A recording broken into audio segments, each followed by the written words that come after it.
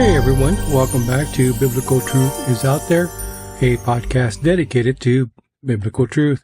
Today, guys, I'm going to discuss something that I think is very important to the church, to the Christian life. One of the things that I've been seeing quite a bit, and it's not here just lately, it's been going on for some time now. I'll be honest with you, it's really disturbing knowing that a Christian can lie and have no remorse, no second thought about it. Just flat out lie. And today we're going to talk about that. What does God think about Christians that lie, that practice lying? Now, I'm going to show you some things because I looked up a few YouTube videos, and some say there's nothing wrong with it as long as it's for a good reason, and on and how God bless Pua, which is one of actually both of them, both of the two midwives. He gave them a house, whatever. He didn't bless them for lying. He blessed them for them caring for people. In other words, allowing the boys, the children, to live. Remember that this happened back in the Exodus, and we see that I believe it's in chapter 2 of Exodus. He didn't bless them for lying. Okay. Now, were they Christians? We don't know. Here's another thing we have to think about, though, guys. Why did God permit a lot of sin in the Old Testament? Well, many people don't realize this, but it's because of this. God knew they were flesh, and they were trying to live the Christian walk, or as we would call it, or follow the commandments, in the flesh. They did not have an indwelling spirit like we do today. That was the major difference. That's the big difference, guys. When you try to live in the flesh, you can't do the things of God, the spiritual things, because it is not normal to your flesh. See what I'm saying? And so this is why they did what they did. And God, the Bible tells us, and God winked at it in times past. Not that he didn't, or it didn't concern him. It's just he understood that there was no indwelling spirit at the time. But now that we have grace and the indwelling spirit, remember that things are a little bit harder for us. Yeah, we're under grace. And I know that a lot of, especially since the Free Willies came in the 60s, that free grace movement. It says, as soon as you say a little prayer, you're saved, and that's it. You don't need to change. You don't need to go to church. You don't need nothing. You don't need to, no. We're not under the 10 Commandments more. Oh, no. And all this little free willy stuff you can do. It's a free pass, get out of jail card. You can continue living in sin, and as long as you said the little prayer, you're okay. But let's look at what God says about that. We're going to look about lying. We're going to talk about lying. And of course, you read the title right. Liar, liar, pants on fire. Now, I thought that went pretty good with what we're going to talk about today, our topic on lying. Why is it okay for Christians to lie? Well, the truth is, it's not. And we're going to look into it today. Here on Biblical Truth is Out There. All right, guys.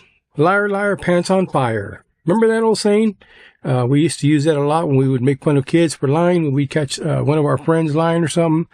And, of course, that makes a lot of sense because the Bible teaches us one thing, and we're going to get into that one verse, and I'm going to show you how true this statement is. Liar, liar, pants on fire. It is a very true statement. So as we explore the consequences of dishonesty as outlined in the commandments against false witnesses in Exodus, and the affliction of truthful speech in Proverbs, illustrating how deceit impacts both personal integrity and communal trust. The biblical teaching on honesty focuses on the commandment against bearing false witness and the value of truthful lips as presented in Proverbs. Let me ask a simple question. How many times do you have to commit adultery to be known as an adulterer?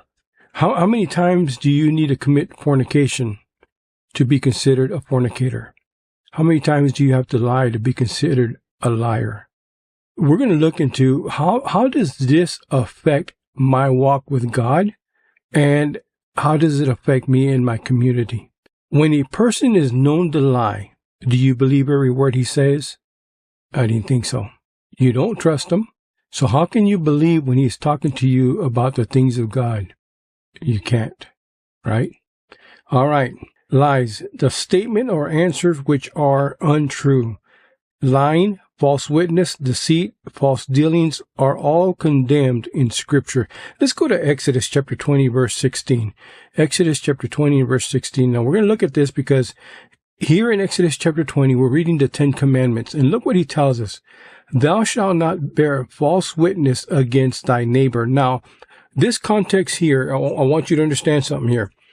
The 10 Commandments, are we as Christians supposed to keep them? Yeah, we are. Now, I know many will argue, oh, no, we're not under the law no more, blah, blah, blah. Show me that.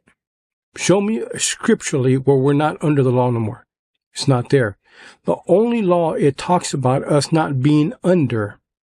And of course, when the Bible talks about the rudiments that were nailed to the cross, it's not talking about this law here. It's not talking about God's image, because that's what the 10 Commandments are. It is the image of God.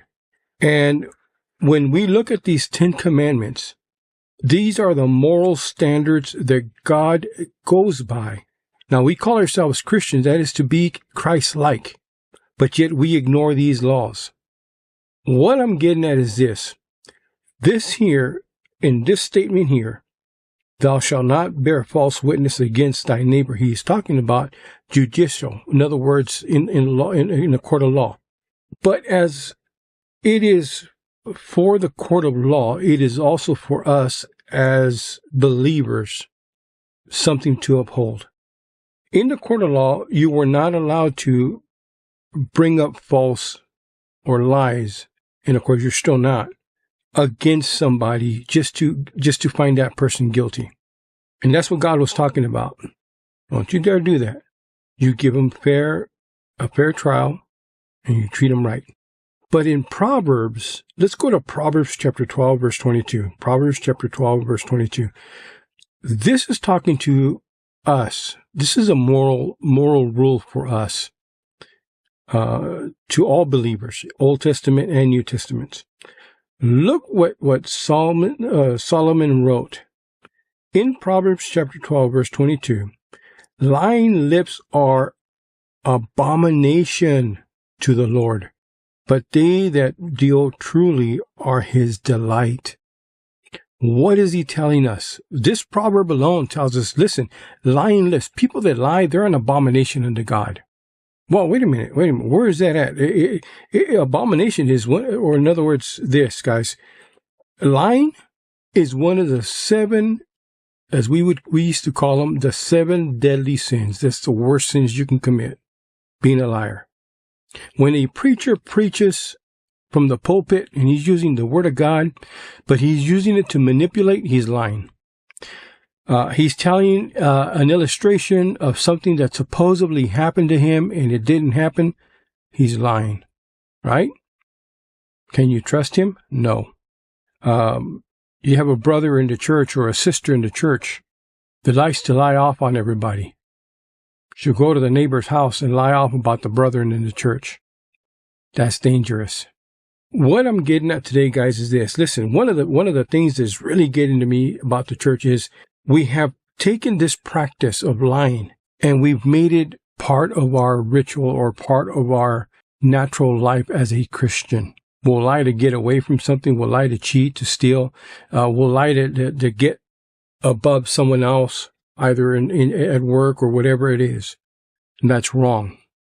In a world saturated with deception, Christians are to embrace honesty as integral to their witness and relationship with God.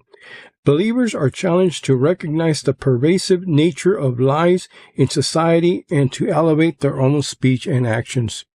By practicing honesty, Christians can foster healthier relationships and become instruments of God's truth. Practical applications of honesty in personal relationships and professional ethics, believers can learn to navigate challenges with integrity. My friend, let me tell you something. When you start going through a trial, let's say you need some extra hours at work just so you can pay some bills that are coming up. Do you lie about it? at my job, we write our times down. We write down what time we started, what time we ended. And that's how we get paid. So easy. It's so easy, my friend, to manipulate that pen. You know what I mean? And nudge it an extra 15, 30 minutes. At the end of the week, you probably nudged yourself maybe an extra hour, maybe 2 hours. But then the boss comes around saying, hey, why are you stealing from me? You know, why you have your Jesus shirt on and you have all this. And you see what I'm saying? It is better to be honest and earn your finances, navigate through your situations with integrity than it is to lie and bring in deception. In Colossians chapter 3, verses 9 and 10, it tells us this: lie not one to another, seeing that you have put off the old man with his deeds, and have put on the new man, which is renewed in knowledge after the image of him that created him. Ephesians chapter 4, verse 25 tells us this: wherefore, putting away lying, speak every man truth with his neighbor, for we are members one of another.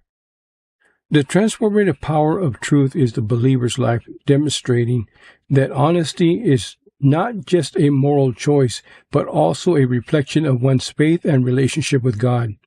God calls his people to a standard of honesty, illustrating how truthfulness not only pleases God, but fosters deep, trustworthy relationships within the community. Listen, my friend, when you're known to lie, guess what? People don't trust you. They don't even want you around.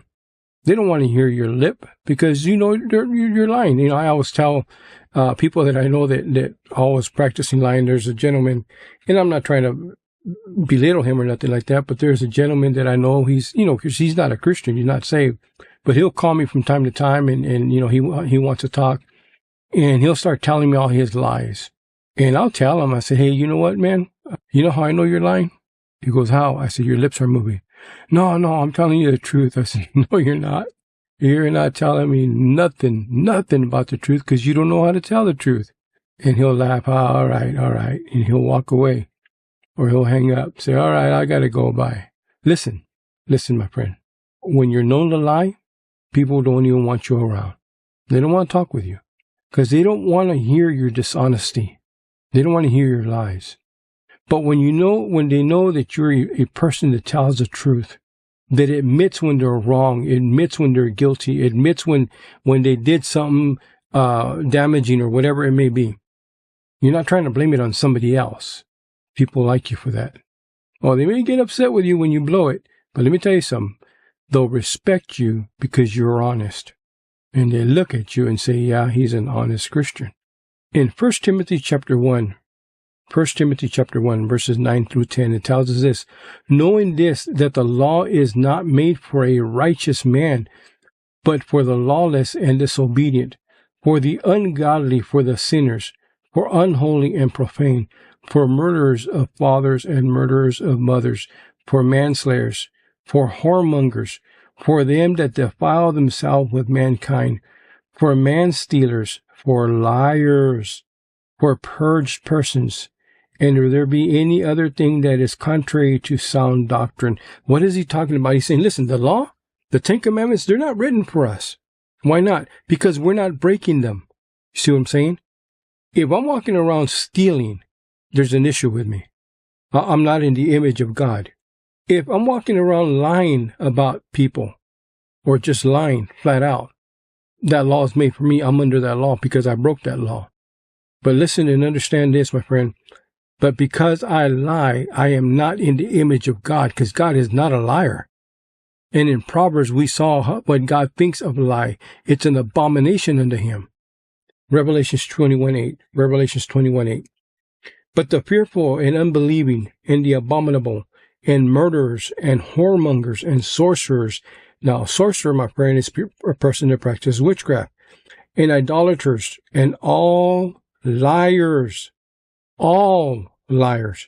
shall have their part in the lake of fire, which burneth with fire and brimstone. Liar, pants on fire, which is the second death.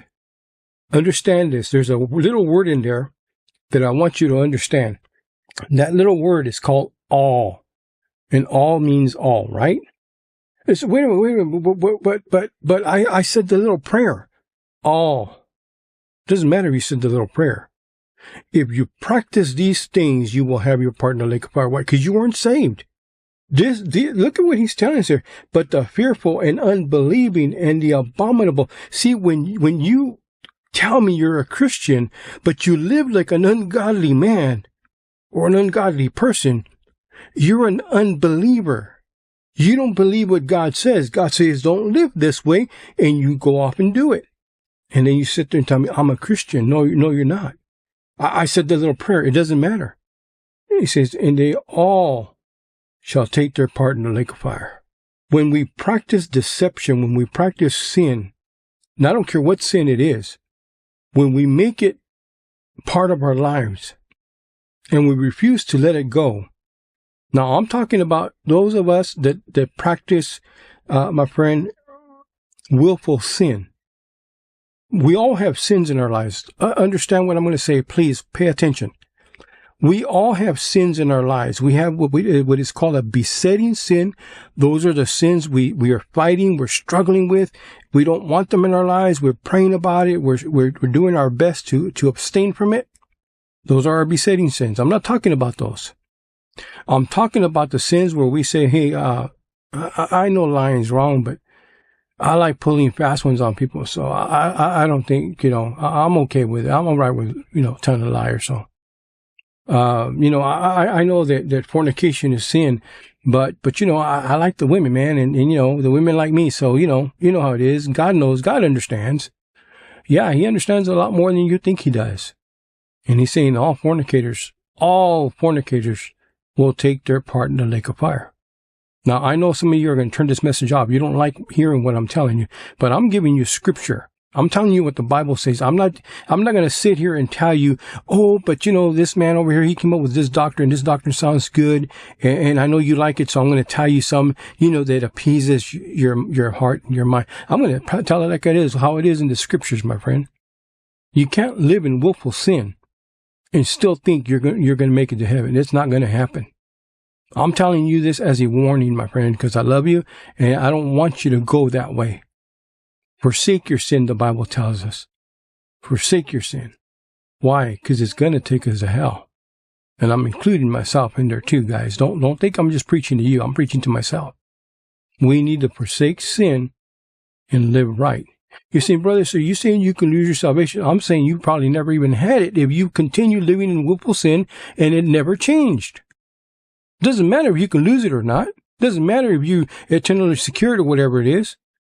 If you're still living for the devil, you're an unsaved person. So it doesn't matter if you can lose it or you can't lose it or whatever it is. That doesn't matter. Now, why would a prisoner who's been set free want to continue in prison? Why would the dog who just emptied out his stomach want to go back and lick it back up? See what I'm saying? In Revelation 22:15. For without are dogs and sorcerers and whoremongers and murderers and idolaters and whosoever loveth and maketh a lie.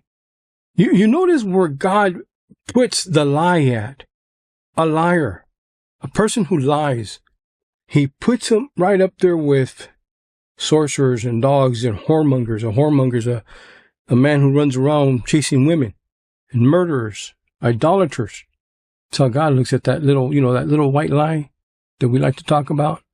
God says, don't do it. Be honest. Speak with honesty. Speak with truth. Christ embodies the truth. Let's go to John 14:6. John 14:6. Christ embodies the truth. Jesus said unto him, I am the way, the truth, and the life. No man cometh unto the Father but by me. Look what Jesus says. I am the truth. He's truth. There's no lie in him. He is not a liar. So we being Christians, how can we turn around and tell lies and lie off on people and falsely accuse someone or whatever it may be? Tell little white lies if we're supposed to be a Christian. Speak with honesty. Christ is the embodiment of the truth whose life exemplifies the importance of integrity and calls his followers to live in truthfulness, reflecting his character in a world that often values lies. Jesus' mission was to reveal the truth of God's love and justice, making it imperative for Christians to mirror this truth in their lives. He challenged societal norms of deceit and called people to a higher standard, making honesty a vital part of the gospel message. My friend, let me tell you something right now. You can sit here, and as long as you practice lying, you will never win somebody to Christ. You'll never win them because people know you. You may not think they know that you're lying, but they know you're lying. You'll never win somebody. The truth that sets us free. The truth that sets us free. Embracing honesty in a dishonest world. God's people should resist the temptation to lie. Let's look at Job 27. Job chapter 27, verse 2 to verse 5. As God liveth, who has taken away my judgment, and the Almighty who has vexed my soul. And while my breath is in me, and the Spirit of God is in my nostrils, my lips shall not speak wickedness, nor my tongue utter deceit. God forbid that I should justify you. Till I die, I will not remove my integrity from me. Boy, I love that. I love the way he can speak truthfully because he knows he's speaking truth. A lying man can't say this. You know, one of the things I've learned is this. If you got to tell somebody you're an honest man, it's because you're not. If you got to tell somebody that you're this or that you're that, it's because you're not. That's why you got to tell people. You know, I'll be honest with you. Every job I've ever gotten to, matter of fact, the job I'm at now, I don't sit there and tell people I'm a Christian. A lot of people there know me from way back many years ago. So they know me. But every job I've ever had, I have never told somebody I'm a Christian. People just figured it out by the way I live. And then when they begin to ask me, now let me tell you what, this is the only deceit I have. Okay? When they begin to ask me, hey, do you go to church? You know, you're kind of different. I don't ever hear you cuss. I don't ever hear you do this, or, you know, I'm watching you, blah, blah, blah, whatever. Yeah, don't you? Oh, you don't go to church? No, well, why not? When's the last time you were in church? You know, the Bible tells us it's appointed for a man once to die, then after this the judgment. Let me ask you a simple question. If you died right now, do you know for a fact that you're going to make it into God's kingdom? Or let me put it this way. If you died right now and you stood before God, where the Bible tells us it's appointed for a man once to die, then after this the judgment, and Jesus asked you, why should I let you into my kingdom? What would you say? Most people get stunned with that question. They look at me like, I don't know. What would you say? See, I know it probably ain't right, but it does no good for me to be telling people I'm a Christian and I'm lying to them, I'm cheating them, I'm stealing from them, I'm talking behind their back, I'm cussing them out. It does no good. I'll never win them. In Revelation chapter 2 and verse 2, it tells us this, I know thy works and thy labor and thy patience, and how thou canst not bear them which are evil. And thou hast tried them which say they are apostles, and are not, and hast found them liars. That's sad, my friend. That is sad that today the world looks at the Christian and thinks they're liars. Living truthfully honors God and strengthens our relationships, reflecting Christ as the ultimate truth in a world of falsehoods. Truthfulness is vital to a Christian's identity, serving as both a personal commitment and a corporate witness that reflects the nature of Christ in a world desperate for authenticity. Lying can be an act of malice. Lying can be an act of malice. Let's go to Proverbs chapter 26. Proverbs 26 and verses 24 through 28. Verses 24 to 28. It tells us this, he that hateth dissembles with his lips, and layeth up deceit within him. When he speaketh fair, believe him not, for there are 7 abominations in his heart. Whose hatred is covered by deceit, his wickedness shall be showed before the whole congregation.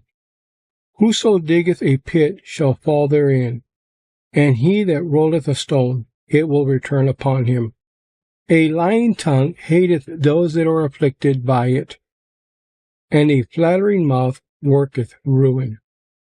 Lying can be the sign of a dead conscience. Lying can be the sign of a dead conscience. In 1 Timothy chapter 4, verses 1 to 2, it tells us this: Now the Spirit speaketh expressly, that in the latter times some shall depart from the faith, giving heed to seducing spirits and doctrines of devils, speaking lies and hypocrisy, having their conscience seared with a hot iron. Now, I'm giving you guys these quick little tips, or whatever you want to call it, little characters of lying. And this is why, as we begin to learn why God hates lying, why does God, it's lying is right up there with murder and whoremongering, adultery, fornication, all these things. I mean, it's up there big. Why? Well, we're seeing how it affects us.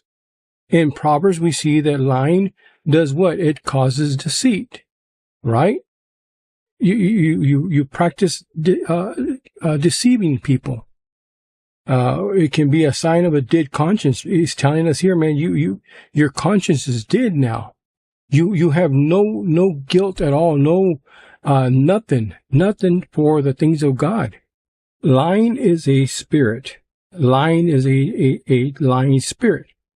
Let's go to 1 Kings. 1 Kings chapter 22, verse 21 to 23. And it's a really important story, and I think I just mentioned it. I'm gonna talk to you really quick on this, because we have to be careful, my friend, of the little voices in our head, okay? Not every voice we hear or every idea or thought comes from God, okay? It may sound spiritual. It may sound something close to what God is wanting us to do or something. But remember one thing, that Satan can appear to us as an angel of light. So sometimes, again, those ideas, those thoughts, they're not always from God. 1 Kings chapter 22, verse 21 to 23, and it tells us this: And there came forth a spirit, and stood before the Lord, and said, I will persuade him. And the Lord said unto him, Wherewith? And he said, I will go forth, and I will be a lying spirit in the mouth of all his prophets. And he said, Thou shalt persuade him, and prevail. Also, go forth and do so. Now, therefore, behold, the Lord has put a lying spirit in the mouth of all these thy prophets, and the Lord has spoken evil concerning thee. Now, what story is this? This is an interesting story. You ought to read this. It's a story of Micah. There's a king, and I can't remember the whole detail because I'm just winging it here, okay, guys? So please don't attack me for it. But I can't remember the king's name. But anyways, the king and another king get together. They're going to go to battle. They're helping each other out, whatever. And he says, what does your prophet say? And the prophets all tell him, go, man, go to war. You're going to win. God said he's going to give you victory, whatever, and all this stuff. And the one king, he's like, is there another one? Do you have anybody else? He goes, well, I have one other prophet, but I don't like him. He's always speaking evil of me. And that's Micah. And so they bring Micah in, and Micah tells him, you're not going to win. Don't do it. And he goes, I told you, he's always speaking evil to me. And Micah gives him this prophecy. He says, I've seen the sons of God come together, and this is what happened. And he tells him, he gives him these verses. You go back and read this, please. And God says, go ahead. And of course, the king dies. The king gets killed in battle. All right. Again, not everything is of God. I've raised my children on doing this, my friend. Not everything that walks in those back doors of the church is of God. Understand that. 2 Chronicles 18, verse 20 to 22. 2 Chronicles 18, verses 20 to 22. Now, this is the exact same story, but it's just in a different book. I put these because I want you to understand it's not just a one verse thing that I'm taking it out of context or whatever. Go back, please. Read these verses. Read the entire chapter, the entire story of what's going on. You'll be amazed what's happening. And I believe it's happening even today in many, many churches. Remember, God tells us, okay, you want to listen to false stuff? Okay, I'm going to send you a spirit, or I'm going to send some confusion your way. That's how you want to live? I'll let you live that way, and I'm going to send it to you.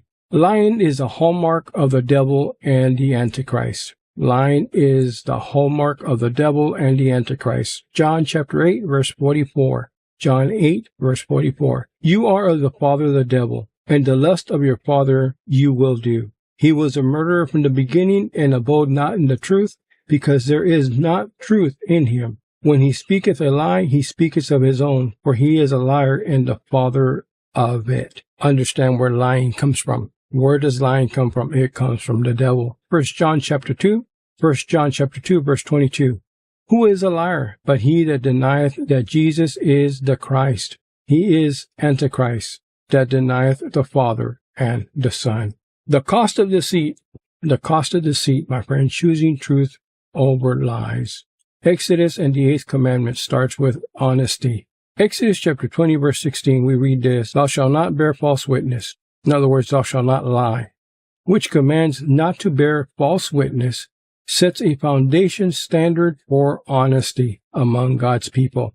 This commandment is not only about legal testimony, but about cultivating a culture of truth in every aspect of life. The command against bearing false witness speaks to the heart of integrity. It's more than avoiding lies. It's about cultivating an honest character that reflects God's truth in a society where deceit is often rewarded. Christians are called to be bearers of truth, mirroring Jesus' commitment to honesty. This commitment honors God and serves as a witness to others of the transformative power of living a truthful life. This commandment points to Jesus, the ultimate truth who calls us to live out his character. Believers are to evaluate their words and deeds, promoting truthfulness as a testament to their faith. Proverbs and pleasing God. Proverbs and pleasing God. In Proverbs chapter 12, verse 22, it tells us this, Lying lips are an abomination to the Lord, but they that deal truly are his delight. To contrast the Lord's disgust with lying lips against his delight in those who are truthful, Proverbs emphasizes that honesty is a matter of the heart. While the world may undervalue truth, God treasures it because it reflects his nature. Look at how Jesus, who embodied truth, calls us to be honest as he is. In embracing truth, we align our lives with his example. Bearing witness to others of God's trustworthiness, believers should reflect Christ's light through truthfulness, creating authentic relationships grounded in his love. The change truth brings is not just personal, but communal, influencing others toward a more God-honoring ethic. My friend, till we meet again by way of podcast, be blessed, tell others about Christ, and remember, God said it, let's live it. My friends, be blessed.